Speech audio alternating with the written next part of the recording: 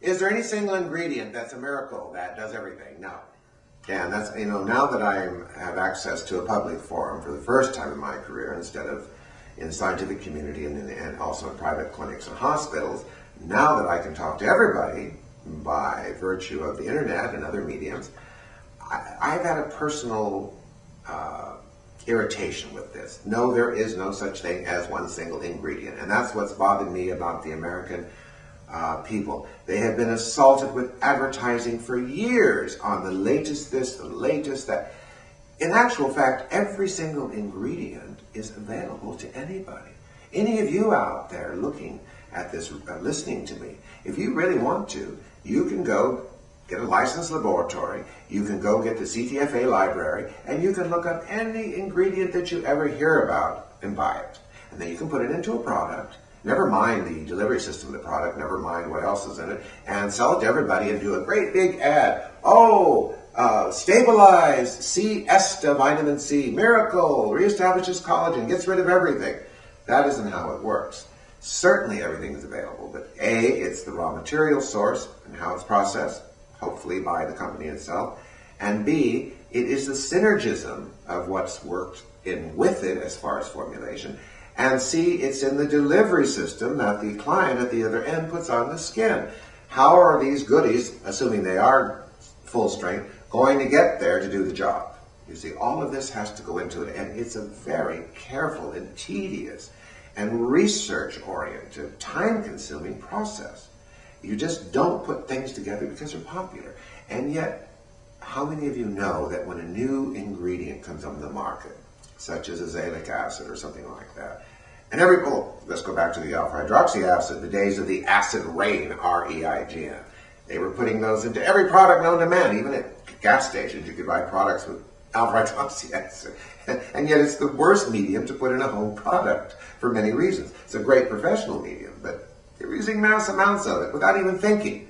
And everybody would buy a product based on, oh, it's got that in it, it must be good. That isn't the case, because anybody can put anything into anything under FDA regulations and laws. Now, as far as secret ingredient that nobody knows about, that's exclusive only to a certain company, that's another big fallacy.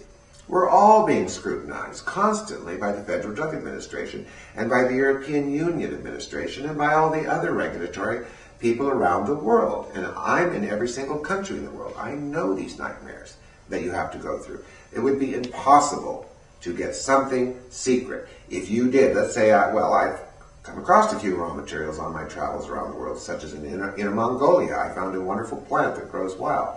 But I couldn't just take it back and start putting it into products, no matter how great it was, and then do a big advertising campaign. Within months, bam, bam, bam, knocking at my door would be an inspector. We've never heard of this. What is it? Oh, well, it does thus and so in the skin. Oh, yeah, we'll approve it. And where's the MSDS, the safety data sheets, and where's all the other... Oh, I'm sorry, I didn't think of that. Well, I'm sorry, you're closed for business. That's how it really works. So, no, there is no secret. The having one product or one range or one concept better than the other has mostly to do with conceptual delivery systems, application with the client, education of the client, and how the formulation is compounded for the best delivery system, and most of all, how much power is inside the plant, or plants, or botanics, or things from the sea that's included in the formulation. None of these things are easy to do, but they are totally necessary if you're going to get an ongoing result with anything. It's the difference between buying a Volkswagen and a Bentley. You know, both run, both operate, both get you from here to there, but which one is more luxurious, better, more beautiful, etc.? It's the same thing.